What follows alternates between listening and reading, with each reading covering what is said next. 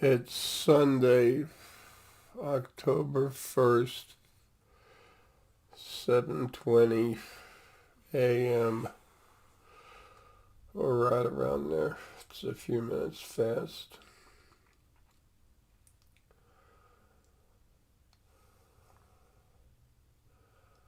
I want to be able to relax. These last few days I'm stuck here in this body, but the very small part of me that's left in this body, every time I go to see something and extend a teeny piece of that out of me to see something, my son, excuse me, my son, my spirit son Leo, he's the battery inside me, the energy inside me that keeps me moved. So when a piece of me goes to reach out, he gets behind it and pushes it out. And then I go see what I need to see. And then as he comes back, he takes away that little piece of me. So we're like down a thread. So it's good information for y'all, but at the same time, it's trying to cut days off of what's left of me being here, which is good for everyone. Good for me too. I need to be free. Anyway, I want to tell you about the. I want to tell you what actually happened in as much detail as I can now about the Malaysian Airlines flight. Was it MH370? MH370. Um, I've put a few videos out about it, but I want to put it together um, in a more complete, easier to understand format. I'm going to make a video right after this about going into the past to change the future. Um, One expression I really don't like is like the butterfly effect or the Mandela effect, whatever. That's stupid. That's like having a bowl of cereal in the morning and saying, I had the cereal effect. It's something that happened.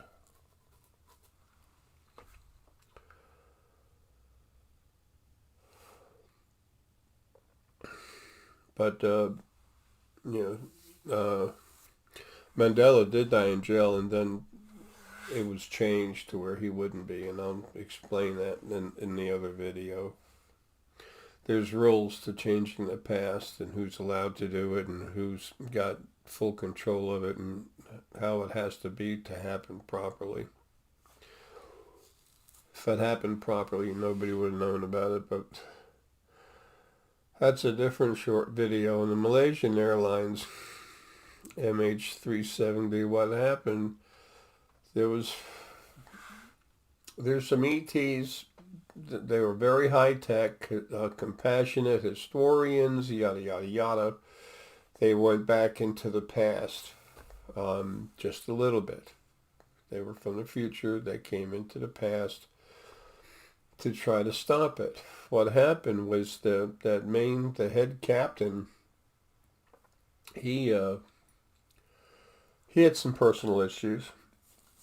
They're no one's business other than you know him when he was here, and he decided he was going to go, but the people that were with him weren't going to suffer. Um, but it's not just that's not the fullness of what happened whatsoever. So anyway, a lot of good people, died needlessly. Um, so the ETs went back in time, and then they went to when he was climbing up to high altitude. He did that so everybody would be knocked out oxygen deprivation and they died before, calmly. It wouldn't be a tragic freak out incident. Um, And then when he started coming down, he had his own um, air mask that went to higher altitudes, but he went way too high for the plane for its structural design, and it weakened it. Didn't break it up, but it weakened it. And then as he was coming back down and going towards the ocean, that's when the ETs grabbed him. They used it's a gravitational distortion beam. We would call it a tractor beam, but it's a anti-gravitational distortion beam.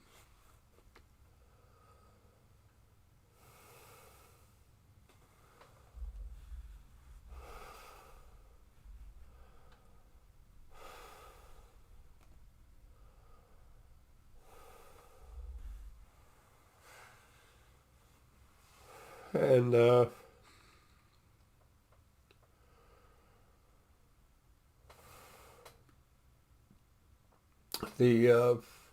when they grabbed a hold of the ship, because the frame of it was already, screwed with, weakened to a great extent, it came apart.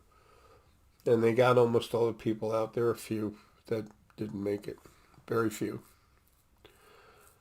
But they beamed, so quote unquote, so to speak, in our terminology, they beamed out almost everyone. There were some people from the cockpit didn't make it, yada yada, whatever.